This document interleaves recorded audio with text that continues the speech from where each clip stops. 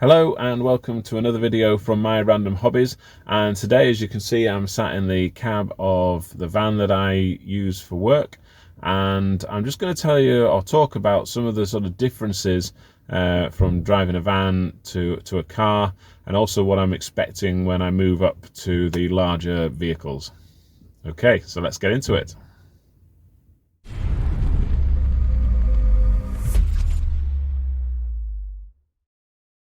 Okay, so if you've been following my journey, you'll know that I'm on my way to hopefully getting my Class 1 truck driving license. I've got my Class 2 next week, so that's the driver training and the assessment. And then hopefully I can book on for my Class 1 after that. But in the meantime, I've managed to get a job with a company who's prepared to give me some van work and then hopefully give me some Class 1 work when I get there. So I've been driving a Luton van, which you'll have seen in the previous videos a picture of, and it's basically it's larger than a transit van, but it's not a Class 2 truck. It's it's quite a bit smaller than that.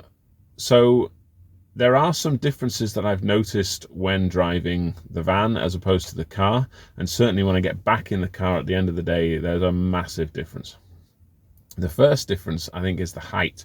So I am a good, good meter, maybe a little bit more above where I would be sitting ordinarily when driving my car. So obviously I've got an elevated position, and that has its benefits when you're driving along. You can see a little bit more perhaps, but it also has its drawbacks in that you can't see perhaps potentially a bit further down. I think also the biggest difference is you can see here, you can't see to the back of the vehicle. So there's no rear view mirror up on the side here because there's no point. And that means that actually seeing the back of your vehicle, you're relying on your wing mirrors to sort of gauge the distance, and gauging distance that way is quite difficult. So what I've found is I'll reverse back as far as I'm comfortable until I'm sort of gauging the sort of length of the vehicle. I'll get out, have a look, and then reverse a little bit more if needs be. I think that's better than ramming it into whatever it is I'm reversing up towards. I'd rather get out, have a look, and get back in again. My understanding is that it's similar with the larger vehicles, that actually you'll reverse, you'll maybe do a shunt, which is a pull forward and a reverse back again, but you want to be getting out, having a look and seeing where you are. Now I understand you can do that once on your test, but if you end up doing it more in reality, then that's okay, as long as you're not damaging anything. I think that's okay. So that is a big difference. You can't really see the back, judge the back distance and all that sort of thing. So that's huge. The wing mirrors themselves are good in terms of visibility. And again, we've got a dual wing mirror, so you can sort of see the blind spot a little bit more down to the sides as well, and lower down. And also when you turn to look at your blind spot, the windows stop here on the van, so almost level with my ear, just about, and the same obviously on the other side.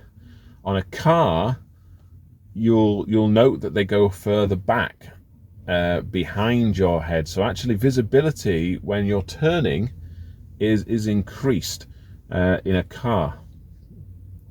What I found the most sort of significant sort of difference for this is when you're turning right in particular.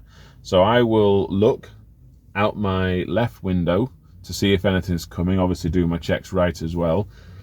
Once I decide that I can go, as soon as I start turning that wheel, I lose sight of whatever is coming from my left. So I've got to be committed at that point. You just got to go for it and hope that you've judged right, really, because you can't see any further, because as soon as you turn, that window swung round and the body and everything else is in the way, and you can't see anything. So that's a huge difference, and something that you've got to get used to, most definitely. And I can imagine in the larger vehicles as well, I'm looking at a couple of trucks either side of me, that's going to be a similar sort of issue. So the wing mirrors and things, yeah, absolutely. I think in terms of comfort, again, I was on a ride along, you'll have seen that in a previous video. Comfort wise, you set your seat and height and position as you would a normal car.